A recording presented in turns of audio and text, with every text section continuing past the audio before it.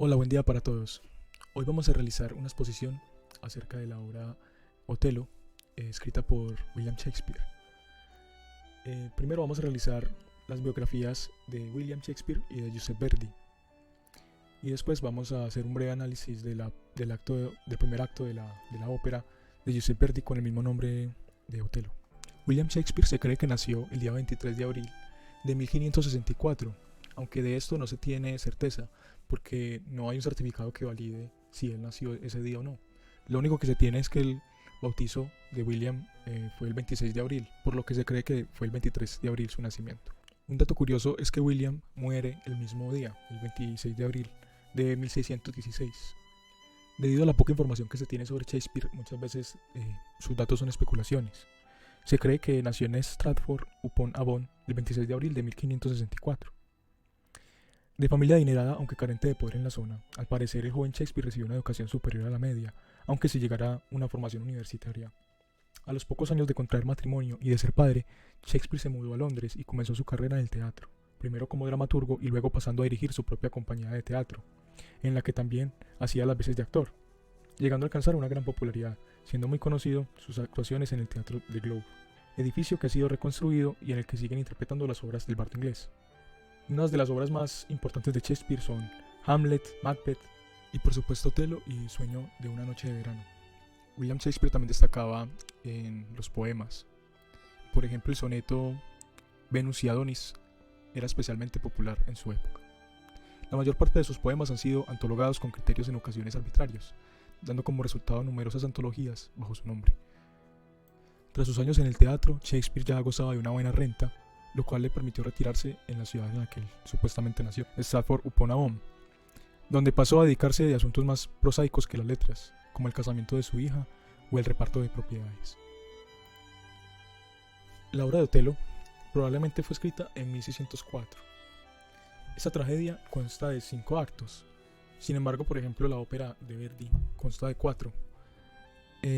Esta obra se publicó en cuarto en 1622, en folio en 1623 y nuevamente se publicó en cuarto en 1630 y en 1655. El texto de la primera edición en cuarto presenta notables diferencias con la de 1623, hasta el extremo de que quedó justificada la hipótesis de que los editores utilizaron manuscritos distintos.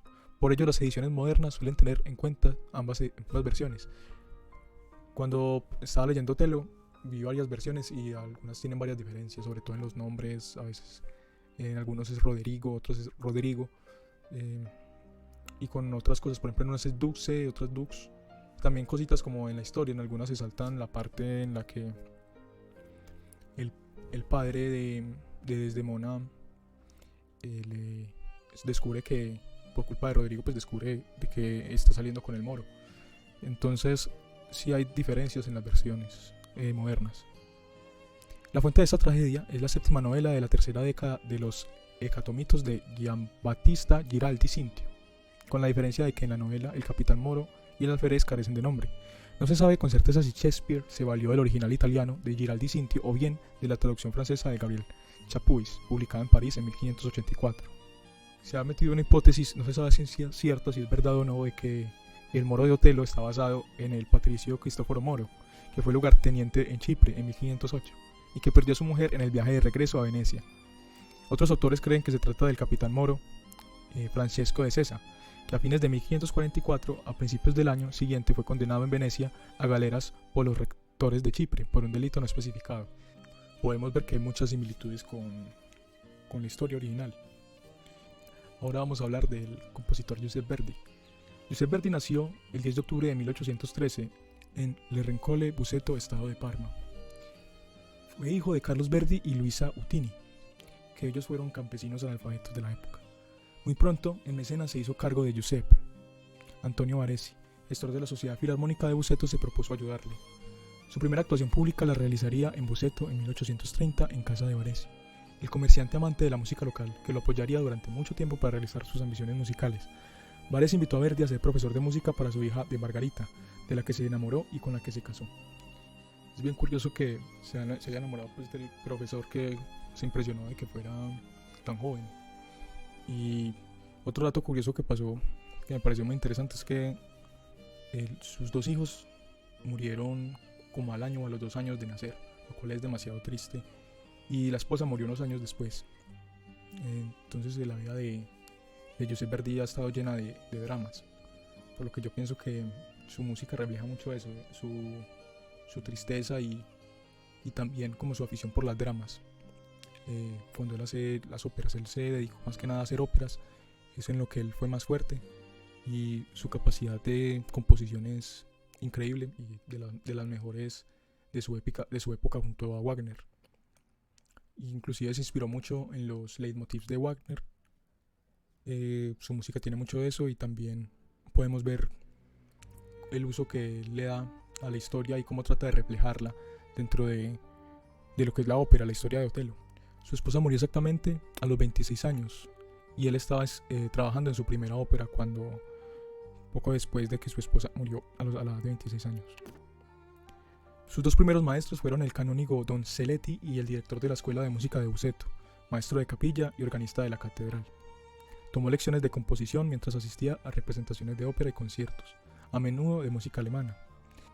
Una historia curiosa de Verdi es que cuando él se presentó al Conservatorio de Milán, no lo aceptaron porque ya tenía una edad un poquito mayor a lo normal, y que sus aptitudes musicales, pues, según los que lo vieron, no eran ideales, que no mostraba aptitudes para la música, fue lo que le dijeron.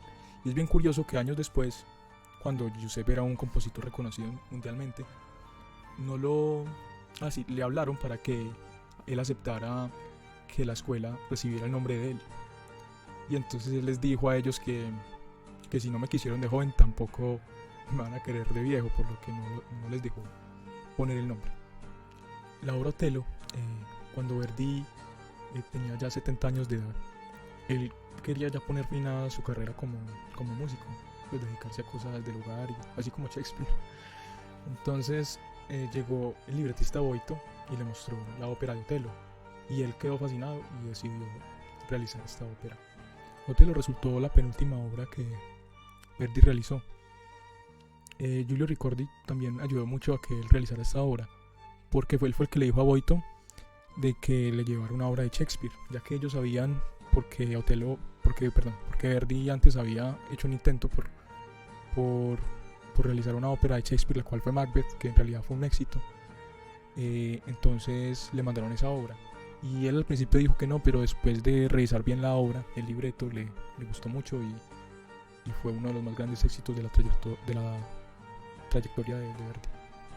La obra de Otelo, cuando uno ya entra en la historia, tiene personajes que son muy reconocibles, y me pasa mucho como en la última obra que vimos en el semestre, la cual es Las Olas, de que cada personaje tiene su leitmotiv. Igual pasa en la ópera, de que uno se da cuenta de quién está hablando mientras uno está escuchando la obra.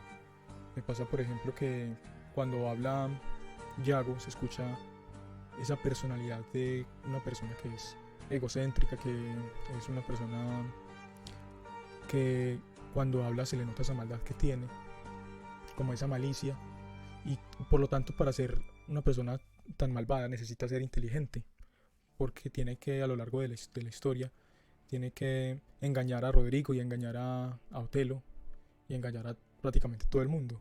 Entonces él es como un personaje muy importante, al igual que, por ejemplo, Desdémona.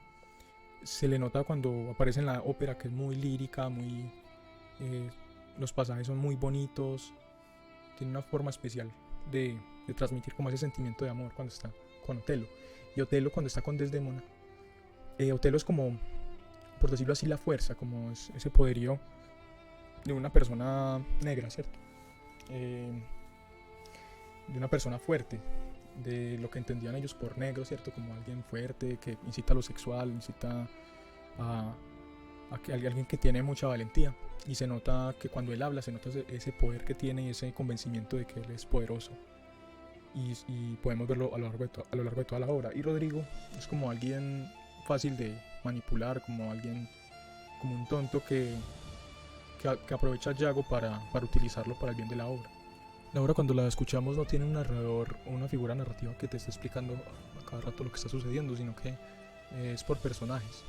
Primero habla uno y después le pasa la voz a otra persona, y así a lo largo de toda la historia. Ahora voy a dar una breve explicación de los personajes para cuando veamos la ópera no nos perdamos. Otelo es el general de Venecia, el negro, el moro. Desdémona es la esposa de Otelo, hija de Brabantio. Iago es el alférez de Otelo y es una persona que está enfadada y busca venganza porque Otelo le dio el puesto a Casio de comandante. Casio es la persona que utiliza a Iago para provocarle celos a Otelo. Rodrigo es otra víctima de Iago, la cual él se aprovecha de que está enamorada Rodrigo está enamorado de Desdémona y le promete que al final de todo Desdémona va a ir corriendo a sus brazos después de que se dé cuenta de que el moro no es la persona indicada para ella. Emilia es la esposa de Iago y dama de compañía de Desdémona. Y hay otro personaje que es Bianca, que es una mujer fácil, por decirlo así, y que está enamorada de Casio, que Casio tiene fama de mujeriego y eso lo podemos ver en la ópera. Que por esa fama de mujeriego que él tiene, es fácil, invita a que Otelo esté celoso cuando Desdémona habla de Casio. La obra se puede dividir en 3 actos principales. La primera es cuando el moro sale con Desdémona y el acto es de la tormenta, de la guerra que hay entre los venecianos contra los turcos, y ellos ganan, pues los venecianos ganan gracias a una tormenta. La otra parte importante es cuando, gracias a que Desdémona deja caer un pañuelo al piso, lo recoge Emilia, que es la esposa de Iago, y Iago utiliza este pañuelo, que es muy simbólico a lo largo de toda la historia. Se lo deja en la casa, en la cama de Casio, y después Casio, al utilizarlo, pues se da cuenta a Otelo que lo están engañando, pero mentiras, que no lo están engañando, simplemente es que es una vil trampa de Iago. Y la parte final, que es cuando Otelo, gracias a los celos que le incide Iago, mata a su esposa en un acto de venganza. Y después, al final, él se mata a sí mismo. Es una tragedia de los celos y lo que muestra es cómo la ira que siempre ha tenido Otelo a lo largo de toda la historia, que lo tomábamos por bueno, pero en realidad no es una persona buena, simplemente pues también tiene mucha maldad en toda la historia y lo podemos ver reflejado en esta última muerte, que es un personaje que nos lo presenta como el bueno de la historia, pero al final vemos que no, y está rodeado de pura muerte. Iago no recibe castigo, o sea, sí recibe castigo, pero no lo sabemos, hasta queda en manos de los políticos, de los senadores de la obra. Sin embargo, digamos, el castigo no es equivalente a todas las muertes que desata en la obra. Y así termina esta obra. Al principio nos encontramos con ese acorde de oncena súper potente que simula un trueno de esa tormenta que están viviendo en el enfrentamiento de los turcos contra los venecianos. Podemos ver cómo la música refleja esa ondulación que hay en el mar por medio del contorno melódico que tienen las diferentes secciones de los instrumentos, también en los arpegios, cómo sube y baja. Eso lo vemos en varias secciones.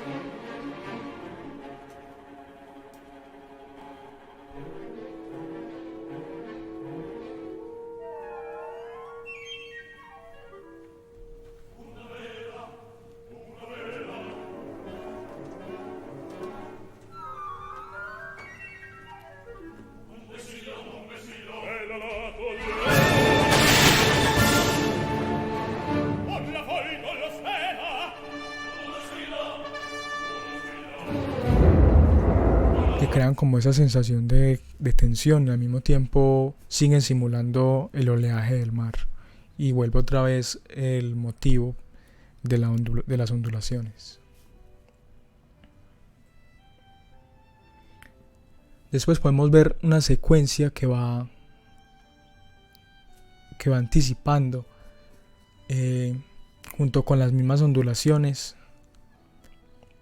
para después en una escala cromática que aumenta esa sensación de que algo grande va a pasar, para después mostrarnos un trueno otra vez con un acorde súper potente y súper presente. La galera del moro aparece en escena. El coro lo asiste a su cabeceo y a sus sacudidas, y aterrorizado describe la furia de la tormenta. Lampi tuoni, rayos, truenos.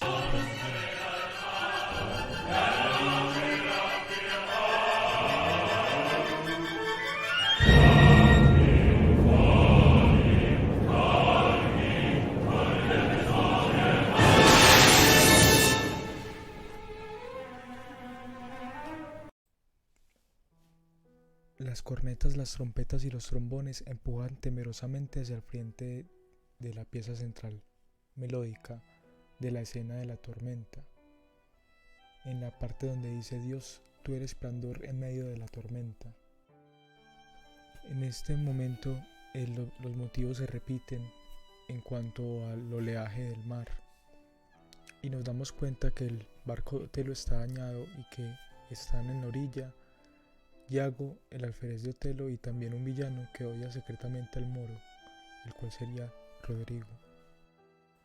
Podemos ver al final de esta escena de la tormenta cómo el pueblo felicita a Otelo, gracias que por la ayuda de la tormenta pudieron acabar con los turcos, y en esta parte ya con una tonalidad mayor se siente esa calurosa felicitación a Otelo por la gran hazaña, dando esta sensación de que vuelve a estar la luz donde había penumbra y donde había nubes. Es como si se dispersara las nubes y toda esa tormenta que acabamos de vivir, y volviera a alumbrar el brillo y haya esperanza para los venecianos.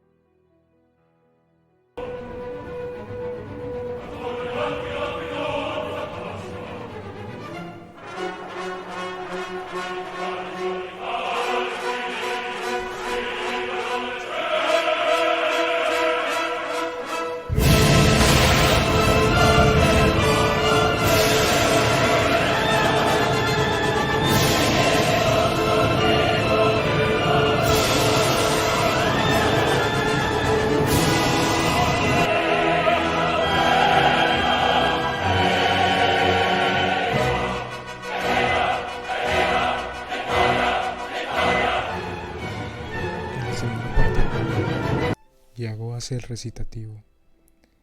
Cuando está hablando con Rodrigo, es muy interesante cómo la música refleja ese cambio de carácter en el que el primero estaba tratando de ayudar a su amigo, entre comillas, Rodrigo, y después cambia totalmente la forma en la que la música lo acompaña cuando ya se torna malévolo el plan, en cuando él explica su vil plan de que quiere que Desdemona le sea infiel a Otelo, y explica que todo se debe a una venganza que tiene con Casio por haber ganado el puesto que debió haber merecido él por todas las batallas en las que él acompañó al moro, y que él todavía sigue siendo un pobre alférez.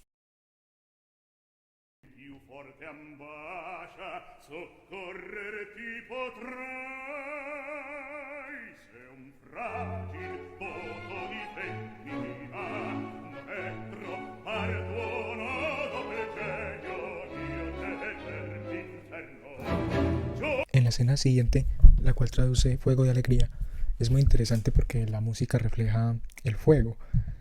Eso lo logra en el acompañamiento orquestal, en el cual juxtapone una contradicción entre legatos barridos en forma de legato y staccatos. Y eso lo que hace es que simula el fuego que está parpadeando, que se enciende, se apaga, se enciende, se apaga. Es una forma muy bonita de representar el fuego. En la parte en la cual, al final, casi al final de esta escena, el coro dice: resplandece, vacila, palpita, y en el último destello relampaguea y muere. Es muy bonito porque cada vez que lo van diciendo va disminuyendo la dinámica y genera esa sensación de que la llama de la fogata se va apagando lentamente hasta morir. Después de esta celebración en la fogata pasa una de las escenas más importantes, que es cuando Yago intenta y logra, de hecho, emborrachar a Casio. Entonces lo primero que él dice es que yo solo soy un crítico y le traslada las alabanzas a la esposa del moro, a Casio. Por lo cual cuando Casio estaba hablando maravillas de la esposa del moro, Rodrigo se sintió celoso porque pensaba que Casio era alguien que le pretendía a Desdémona. Y después de eso aparece una de las partes más bonitas de toda la obra, que es cuando juega un poquito como con... es un poquito como, digamos, burlesco, que el refrán que cuando canta Yago, que es: quien haya mordido el cebo del ditirambo, desvergonzado y extraño, beba conmigo. Y justo después de cantar eso, aparece una línea cromática menor, cuando dice beba, que muestra esa decadencia de que Casio cada vez va a ir más y más borracho y va a caer en la trampa de nuestro hábil villano. Esta maldad la refleja utilizando el modo menor y notas cromáticas. Al final, cuando dice la palabra beba, se nota ese cromatismo descendente, que lo que transmite es que cada vez Casio va más y más y más abajo hasta que logra emborracharse. Y debido a esa borrachera es que pierde su puesto al pelearse con Montano, que es otro de los venecianos que están que siguen el mando del moro. Y así Yago logra su primer objetivo principal. Bueno, espero que les haya gustado la exposición. Me hubiera gustado continuar con más cosas, pero el tiempo no permite. Y ya, muchas gracias por todo, por escuchar.